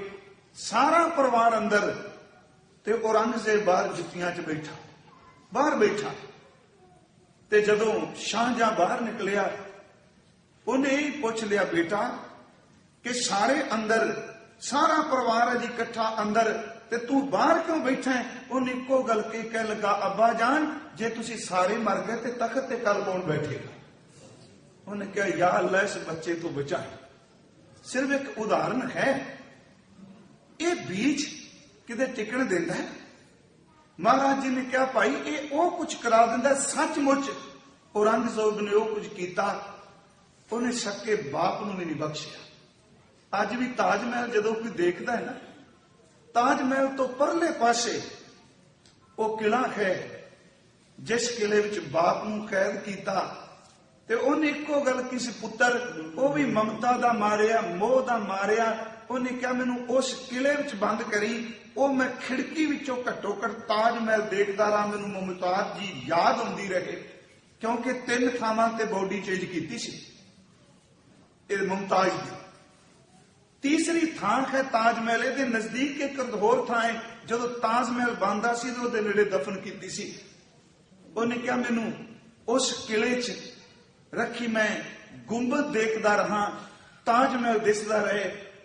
ਤੇ ਜੇ ਉਹਨੇ ਇੱਕ ਹੀ ਗੱਲ ਕਹੀ ਕਿ ਤੂੰ ਹਿੰਦੂਆਂ ਨੂੰ ਕਾਫਰ ਕਹਿੰਦਾ, ਮੈਂ ਆਪਣੇ ਪ੍ਰਕਰਨ ਵਿੱਚ ਆਉਣਾ, ਇਹਨਾਂ ਨੂੰ ਕਾਫਰ ਨਾ ਕਹਿ, ਬੇਟੇ ਤੇਰੇ ਤੋਂ ਬਹੁਤ ਚੰਗੇ। ਕਿਉਂ? ਉਹ ਕਹਿੰਦਾ, ਮਰ ਚੁੱਕਿਆਂ ਬਜ਼ੁਰਗਾਂ ਪਿੱਤਰਾਂ ਨੂੰ ਵੀ ਪਾਣੀ ਦਿੰਦੇ ਨੇ, ਤੂੰ ਕੈਸਾ ਪੁੱਤਰ ਹੈ ਜਿਹੜਾ ਜਿਉਂਦੇ ਬਾਪ ਨੂੰ ਪਾਣੀ ਨਹੀਂ ਦਿੰਦਾ? ਉਹਨੇ ਅੱਗੋਂ ਉੱਤਰ ਘੱਲਿਆ, ਕਿਹੜਾ ਉਹ ਸਿਰਾਂ ਦਾ ਸਿੱਧਾ ਸੀ, ਕਹਿਣ ਲੱਗਾ ਜਿਹੜੀ ਸ਼ਾਹੀ ਨਾਲ ਲਿਖ ਕੇ ਮੈਨੂੰ ਭੇਜਿਆ ਇਹ ਪੀ ਲੈ। ਸਿਰਫ ਇੱਕ ਲਾਲਚ ਹੈ। ਗੁਰੂ ਗ੍ਰੰਥ ਸਾਹਿਬ ਕਹਿੰਦੇ ਉਹ ਕੁਝ ਕਰਾ ਦਿੰਦਾ ਜੋ ਕੁਝ ਕਦੀ ਸੋਚਿਆ ਨਹੀਂ। ਕਿ ਲੋਭਾ ਲੰਪਟ ਸੰਗ ਸਿਰ ਮੋਰੈ, ਅਨਕ ਲਹਿਰੀ ਕਾਲੋਲ ਤੇ, ਤਾਵੰਤ ਜੀਆਂ ਬਹੁ ਪ੍ਰਕਾਰਨ, ਅਨਕ ਭਾਂਤ ਬਹੁ ਡੋਲ ਤੇ, ਨਚ ਮਿੱਤਰਨ ਕੋਈ ਮਿੱਤਰ ਨਹੀਂ ਲਾਲਚ ਦੇ ਸਾਹਮਣੇ, ਨਚ ਇਸ਼ਟਨ ਇਸ਼ਟ ਦਾ ਅਰਥ ਹੁੰਦਾ ਪਿਆਰਾ, ਕੋਈ ਵੀ ਪਿਆਰ ਦਾ ਰਿਸ਼ਤਾ ਨਹੀਂ ਲਾਲਚ ਦੇ ਸਾਹਮਣੇ, ਨਚ ਬਾਂਧਵ ਕੋਈ ਭਰਾਤਰੀ ਭਾਵ ਨਹੀਂ ਲਾਲਚ ਦੇ ਸਾਹਮਣੇ, ਨਚ ਮਾਤ ਪਿਤਾ ਤਵ ਲੱਜਿਆ, ਲਾਲਚ ਦੇ ਸਾਹਮਣੇ ਤਾਂ ਮਾਂ ਦਾ ਦੁੱਧ ਤੇ ਬਾਪ ਦੇ ਪਿਆਰ ਵੀ ਕੁਛ ਨਹੀਂ ਹੁੰਦਾ। ਮਹਾਰਾਜ ਕਹਿੰਦੇ ਨੇ ਅਕਰਨ ਕਰੋਧ, ਉਹ ਕੁਝ ਬੰਦੇ ਤੋਂ ਕਰਾਣਾ ਜੋ ਕੁਝ ਨਹੀਂ ਕਰਨਾ ਚਾਹੀਦਾ। ਅਖਾਦਿਆ ਖਾਦਿਨ, ਉਹ ਕੁਝ ਖਵਾ ਦੇਣਾ ਲਾਲਚ ਜਿਹੜਾ ਖਾਣ ਦੀ ਰੁਚੀ ਨਹੀਂ ਕਦੀ ਹੁੰਦੀ।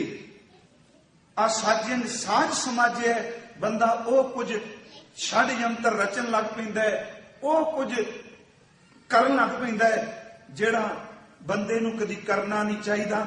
ਭਗਤ ਧੰਨਾ ਜੀ ਕਹਿੰਦੇ ਨੇ ਭਾਈ ਇਹ ਤੇਰਾ ਮਨ ਤਾਂ ਨਹੀਂ ਟਿਕਦਾ, ਇਹਨਾਂ ਦੋਹਾਂ ਨੇ ਲੁੱਟਿਆ ਹੋਇਆ।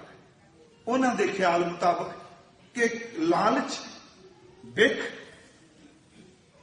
ਕਾਮ ਲੁਭਤ ਰਾਤਾ, ਮਨ ਬਿਸਰੇ ਪ੍ਰਭ ਖੀਰੇ, ਦੋ ਚੀਜ਼ਾਂ ਨੇ ਪ੍ਰਭੂ ਭੁਲਾ ਦਿੱਤਾ। ਤੀਜਾ ਇਸੇ ਤੁਕ ਵੀ ਸੀ, ਮਨ ਵੀ ਟਿਕਾ ਵਿੱਚ ਨਹੀਂ ਤੇ ਤਨ ਵੀ ਟਿਕਾ ਵਿੱਚ ਨਹੀਂ। ਤੇ ਤੀਜੀ ਗੱਲ ਉਹਨਾਂ ਨੇ ਕਹੀ ਧਨ, ਇਹ ਕਿਹੜਾ ਟਿਕਾ ਵਿੱਚ ਰਹਿ ਜਾਂਦਾ। ਸਿਰ ਮੈਂ ਬਾਣੀ ਵਿੱਚੋਂ ਕੁਝ ਪ੍ਰਮਾਣ ਦੇ ਦੇਣੇ, ਇਹਦਾ ਵੀ ਸੁਭਾਅ ਚੱਲਦੇ ਰਹਿਣਾ। ਗੁਰੂ ਗ੍ਰੰਥ ਸਾਹਿਬ ਜੀ ਨੇ ਕਿਹਾ, ਬਚਨ ਕੀਤੇ ਮਹਾਰਾਜ ਜੀ ਨੇ, 3 ਪ੍ਰਮਾਣ ਦਿੱਤੇ ਨੇ। ਹਜ਼ੂਰ ਕਹਿੰਦੇ ਨੇ ਹੜ੍ਹਾਂ ਦਾ ਪਾਣੀ, ਜਿੱਥੇ ਕਦੀ ਪਾਣੀ ਕਿਤੇ ਨਾ ਚੜਿਆ ਹੋਵੇ, ਹੜ੍ਹ ਦਾ ਪਾਣੀ ਉੱਚੀਆਂ ਥਾਵਾਂ ਤੇ ਵੀ ਚੜ ਜਾਂਦਾ, ਪਰ ਹੜ੍ਹ ਦਾ ਪਾਣੀ ਸਦਾ ਨਹੀਂ ਰਹਿੰਦਾ। ਸਿਆਲ ਦੀ ਰਾਤ, ਸਰਦੀ ਦੇ ਦਿਨ ਹੋਣ, ਸੁੱਕੇ ਕੱਖ ਕੋਈ ਇਕੱਠੇ ਕਰਕੇ ਇਹ ਕਹੇ ਕਿ ਮੈਂ ਇਹਦੇ ਵਿੱਚੋਂ ਹੀਟ, ਇਹਦੇ ਵਿੱਚੋਂ ਗਰਮੀ ਲੈਣੀ ਹੈ, ਹੁਣ ਤਾਂ ਮੈਨੂੰ ਹੀਟ ਦੀ ਲੋੜ ਹੀ ਨਹੀਂ। ਕਹਿ ਲੱਗਿਆ ਜਿਹੜੇ ਸੁੱਕੇ ਬਲਦੇ ਪਏ ਨੇ ਬੜੇ ਉਤਾਵਲੇ ਨਹੀਂ, ਤੇ ਬਲਦੇ ਵੀ ਬੜੀ ਜਲਦੀ ਨੇ ਤੇ ਰਾਖ ਵੀ ਬੜੀ ਜਲਦੀ ਹੁੰਦੇ। ਕਹਿਣ ਤੋਂ ਮੁਰਾਦ ਹੜ ਆਉਂਦਾ ਹੈ ਪੂਰੇ ਜ਼ੋਰ ਤੇ ਜਦੋਂ ਆਉਂਦਾ ਉਹ ਕਦੀ ਕਿਸੇ ਦੀ ਪਰਵਾਹ ਕਰਦਾ। ਉਹ ਵੱਟਾਂ, ਉਹ ਬੰਨੇ, ਉਹ ਸ਼ਹਿਰ ਕਿਨਾਰੇ ਸਭ ਕੁਝ ਤੋੜੀ ਜਾਂਦਾ ਹੈ। ਤੇ ਜਦੋਂ ਕਿਤੇ ਧਨ ਦਾ ਹੜ ਆਉਂਦਾ, ਸਚਾਈ ਹੈ ਜੇ ਬੰਦਾ ਵੀ ਉਦੋਂ ਕਿਸੇ ਦੀ ਪਰਵਾਹ ਨਹੀਂ ਜੇ ਕਰਦਾ। ਟਿਕਣਾ ਗਏ ਨਹੀਂ, ਹੜ ਚੜ ਕੇ ਆਇਆ ਹੈ ਪਰ ਉਤਰੇਗਾ। ਕੱਖਾਂ ਦੀ ਅੱਗ ਇੱਕੋ ਦਮ ਭਵਾਕੇ ਮਾਰ ਕੇ ਬਲਦੀ ਏ, ਉਹ ਠੰਡੀ ਹੋਵੇਗੀ। ਤੇ ਗੁਰੂ ਗ੍ਰੰਥ ਸਾਹਿਬ ਜੀ ਨੇ ਤੀਜਾ ਬਚਨ ਕੀਤਾ, ਭਾਈ ਗਰਮੀ ਪੈਂਦੀ ਹੋਵੇ ਤੇ ਬੱਦਲ ਤੇਜ਼ੀ ਨਾਲ ਦੌੜ ਕੇ ਸੂਰਜ ਦੇ ਸਾਹਮਣੇ ਆ ਜਾਏ, ਤੇ ਜੇ ਤੇਰੇ ਸਰੀਰ ਉੱਤੇ ਬੱਦਲ ਦੀ ਛਾਂ ਆ ਗਈ, ਇਹਦਾ ਭਰੋਸਾ ਨਾ ਕਰੀ, ਕਿਉਂਕਿ ਬੇਵਫਾਈ ਤੇਰੇ ਤੋਂ ਪਹਿਲਾਂ ਕਈਆਂ ਦੇ ਸਰੀਰਾਂ ਉੱਤੋਂ ਲੰਘ ਕੇ ਆਈ। ਗੁਰੂ ਸਾਹਿਬ ਨੇ ਬਾਣੀ ਵਿੱਚ ਕਿਹਾ, ਮਾਈ ਮਾਇਆ ਛਲ ਛਲਾਵਾ ਹੈ, ਤ੍ਰਿਨ ਕੀ ਅਗਨ ਕੱਖਾਂ ਦੀ ਅੱਗ, ਮੇਘ ਕੀ ਛਾਇਆ, ਗੋਬਿੰਦ ਭਜਨ ਬਿਨ ਹੜ ਕਾ ਜਾ। ਦੇਖੋ ਗੋਬਿੰਦ ਭਜਨ ਵਰਤਿਆ, ਪ੍ਰਭੂ ਦੇ ਸਿਮਰਨ ਤੋਂ ਬਿਨਾ ਹੜ ਦਾ ਪਾਣੀ, ਕੱਖਾਂ ਦੀ ਅੱਗ ਤੇ ਬੱਦਲਾਂ ਦੀ ਛਾਂ ਹੈ। ਤੇ ਧਨ ਸਥਿਰ ਨਹੀਂ, ਮਰਨ ਲੱਗਿਆ ਤਾਂ ਸਿੱਧੀ ਗੱਲ ਜਾਣੇ ਹੀ ਨਹੀਂ। ਬੜੀ ਸਪਸ਼ਟ ਜੀ ਗੱਲ, ਇਹ ਤਾਂ ਇੰਨਾ ਬੇਵਫਾ ਕਈ ਵਾਰੀ ਜਿਉਂਦਿਆਂ ਨੂੰ ਬੰਦਿਆਂ ਨੂੰ ਬਹੁਤ ਕੁਝ ਦਿਖਾ ਦਿੰਦਾ। ਗੁਰੂ ਗ੍ਰੰਥ ਸਾਹਿਬ ਦੀ ਬਾਣੀ ਵਿੱਚ ਹੋਈ ਹੈ, ਉਹਦੀ ਖੇਡ ਹੈ ਨਾ। ਮਹਾਰਾਜ ਜੀ ਨੇ ਬਚਨ ਕੀਤਾ ਹੈ, ਕਹਿੰਦੇ ਨੇ ਇਹ ਜਦੋਂ ਆਉਂਦਾ ਹੈ ਕਈ ਵਾਰੀ ਬੰਦੇ ਦੇ ਜੀਣ ਦਾ ਢੰਗ ਹੋਰ ਹੋ ਜਾਂਦਾ ਹੈ। ਸੱਚੀ ਮੁੱਚੀ ਉਹਦੀ ਸੋਚ 'ਚ ਫਰਕ ਪੈ ਜਾਂਦਾ ਹੈ। ਬੰਦੇ ਨੂੰ ਖਾਣੇ ਵੀ ਚੰਗੇ ਨਹੀਂ ਲੱਗਦੇ, ਪਾਣੀ ਵੀ ਚੰਗੇ ਨਹੀਂ ਲੱਗਦੇ। ਉਹਨੂੰ ਜਿਸ ਚੁੱਲ੍ਹੇ ਤੇ ਰੋਟੀ ਪੱਕਦੀ ਸੀ ਉਹ ਘਰ ਵੀ ਕਈ ਵਾਰੀ ਚੰਗਾ ਨਹੀਂ ਲੱਗਦਾ। ਤੇ ਮਹਾਰਾਜ ਕਹਿੰਦੇ ਨੇ ਮਰਨ ਤੋਂ ਬਾਅਦ ਤਾਂ ਕੀ, ਇਹ ਤਾਂ ਜਿਉਂਦਿਆਂ ਵੀ ਫਿਰ ਨਹੀਂ। ਜਿਹੜਾ ਬੰਦਾ 36 ਪ੍ਰਕਾਰ ਦੇ ਭੋਜਨਾਂ ਨੂੰ ਪੈਰਾਂ ਨਾਲ ਠੋਕਰਾਂ ਮਾਰਦਾ, ਕਈ ਵਾਰੀ ਜਦੋਂ ਦੌਲਤ ਚਲੀ ਜਾਂਦੀ ਉਹ ਹੱਥ ਛੱਡ ਕੇ ਰੋਟੀਆਂ ਮੰਗਦਾ ਹੁੰਦਾ। ਤਨ ਮਨ ਧਨ ਨਹੀਂ ਧੀਰੇ, ਸਿਰ ਮਨ ਨੂੰ ਸਮਝਾਉਣ ਲਈ।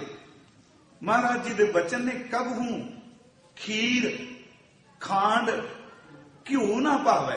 ਘਿਓ ਸ਼ਬਦ ਹੈ ਉੱਥੇ, ਬਿਹਾਰੀ ਲੱਗੀ ਘੱਗੇ ਨੂੰ। ਕਬਹੂ ਖੀਰ ਖਾਂਡ ਘਿਓ ਨਾ ਭਾਵੇ, ते देख माया दे रंग कबू घर घर टूक मंगावे। चली गयो बंदा टुकड़े मंगन लग पिया। ते जदों टुकड़े ना मिलन कबू कूरन चने बिनावे। कूड़े दे ढेर ते बैठा है ते लोकी मंगदे नूं कुछ भी नहीं देंदे ते कूड़े दे ढेर से हाथ मार मार के बुरकियां रोटियां दाने इकट्ठे करी जा रहे। ते ये गिलानी पैदा कर ली नहीं, नफरत पैदा कर ली नहीं। आप अपनियां अखां नाल देखे कि कई बंदे ऐसे मैं देखे नालियां विच गंदियां विच हाथ मार के दाने कढ़दे ने ते धो के खाई जाते। हिंदुस्तान विच कोई देखण नूं मिलदा है। महाराज कहंदे ने की ये टिक गई। कबू कूरन चने बिनावे ज्यों राम राख है त्यों रही है रे भाई। हर की महिमा किछ कथन ना जाए। ਇਹਦਾ कोई पता नहीं केड़ी खेड़ वरता देंदी। मैं सिर्फ दो प्रमाण लेने जिउंदियां भी छड़ दीए ते मरण तो बाद तां किथे नाल। गुरु ग्रंथ साहिब विच एक वचन है कि राजे रैयत सिकदार कोई ना रहसियो नहीं थे रह गए। हट पटन बाजार हुक्मी टैसियो। जिथे कदी बाजार सन दुकाना सन परमात्मा दा हुक्म वरतिया वो खंडरात हो गए, ढह ढेरी हो गए। हट पटन बाजार हुक्मी टैसियो। पक्के बंक द्वार मूर्ख जाने अपने। दर्ब भरे भंडार रीते एक खणे। उथे खणे शब्द है कहने भंडारे भरे पे सन। एक खिन लगा इथे भंडारियां वालियां दे भंडारे भी खाली हो गए। दर्ब भरे भंडार रात रीते एक खणे। तंबू परंग निवार सरायचे लालती। सोहने शमयाने सोहने पलंग सोहने घर। महाराज कहने जेड़े चमका मारदे पैसन शमयाने चादरा सच वे। तंबू पलंग निवार सरायचे लालती। नानक सच दातार सुनाखत कुदरती। सब कुछ चला गया। दशमेश पिता जी का 33 सोइयां विच एक वचन है। वो सवैया भी अजकल इस शब्द ते टुकेगा। तो फिर मेरी बेनती जे कि भगत साहब की रचना सी आधार बनाइए वो मैं गल दोहरा दिया। वो इस करके क्योंकि आप साखी सुनने कि मज्जां चारियां डंगर चारे भगत दा खूह केड़िया। ये सारियां गल्लां ने परमात्मा लई करनियां कोई औखियां नहीं। पर उस महापुरख का फलसफा पढ़िए कि गुरु ग्रंथ साहिब विच वो कहिंदे की पे। वो कहिंदे पे कि बड़े जन्म हो गए पर भटकदियां नूं चैन नहीं। भरमत फिरत बहु जन्म बिलाने। तन मन धन नहीं धीरे। तन भी नहीं टिकदा, मन भी नहीं टिकदा, धन भी नहीं टिकदा। गुरु दशमेश पिता जी का एक वचन है ये सी जिउंदियां भी छड्डदा है ते मरिया भी छड्डदा है। मरिया ते पर कहानी खत्म ही ना। गुरु ग्रंथ साहिब विच एक वचन होर है कहंदे ने आम तौर ते पति की मौत हो जाए सिर्फ उदाहरण है समझण लई ते स्त्री लई बड़ा मुश्किल है। ते जो पति नाल राज सुख है ठीक है। पुत्र होण नूंहां होण पोते होण जिहड़ा हक पति वेले हुंदा है। पुत्र भावें दुध पी के जवान होए फिर भी हाथ नाल मंगदे अंदरों थोड़ी जी गिलानी जी होण लग पैंदी है मैनूं बख्श दिओ। उन्होंने एक शब्द किया कहने लगे पति चला जाए औरत बेखाल है पर कहने जदों माया दा खसम कोई मरदा है माया हसदी है। गुरु ग्रंथ साहिब जे पूछिए भी सारे सोग तू क्यों हसनी है तेनू पता नहीं कि जिन्हें सीने ना ला के सांभिया तो चला गया तेनू रोना नहीं। कहने लगी मैं इस करके हसनी अगे एक ने सांभिया सी ओहदे जान दी देर हुण कई सांभण वाले आ जाए। महाराज जी ने कहा खसम मरै तो नार ना रोवे धन नहीं धीरे। उस रखवारो और होवे ओनू रखने वाला कोई आ गया। गुरु गोबिंद सिंह जी का सवैया है तो तुम त्यागत ही सुन रे जड़। जड़ का अखरी अर्थ मूर्ख। कहते मूर्ख बंदिया मना समझाण लई शरीर तेरे विचों आत्मा उड़दियां सार सारे ने कहना मर गया। तो तुम त्यागत ही सुन रे जड़ प्रेत बखान तेरे भजै हैं। जदों मरिया फिर तेरे खून के रिश्ते तेरे सुहिरद रिश्ते जिहड़े ने तेरे नेड़े इकट्ठे हो गए।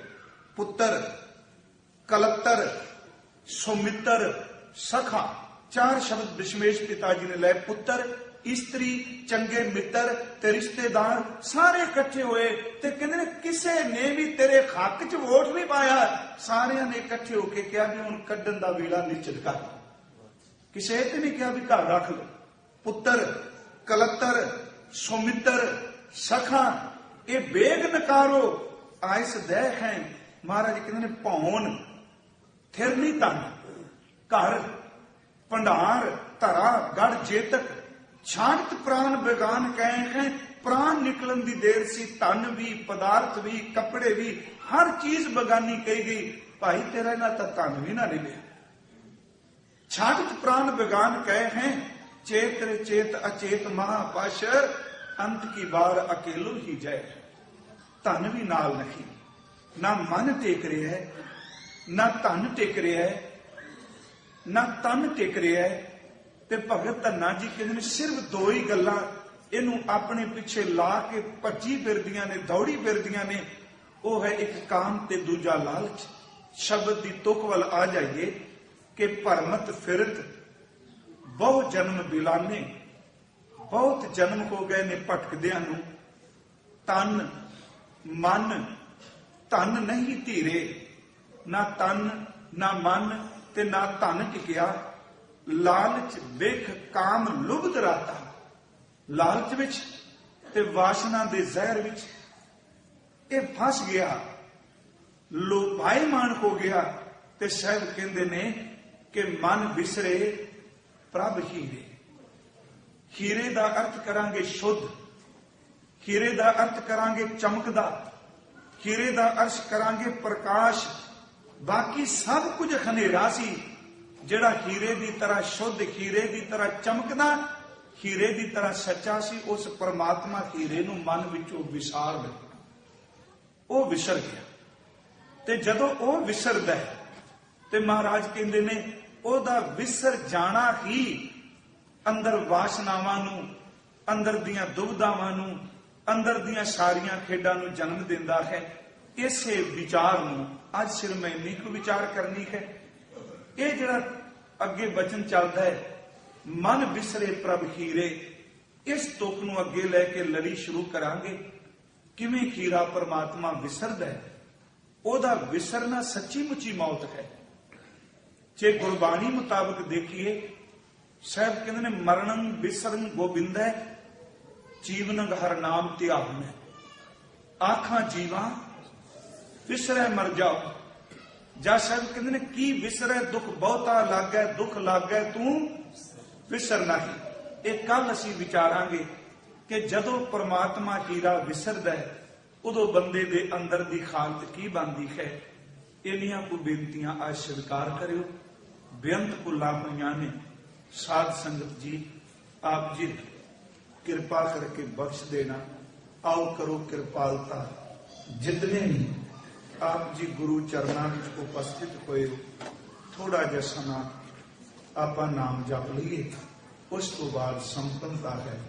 करो कृपा और उच्चारण करो जी। वाहे गुरु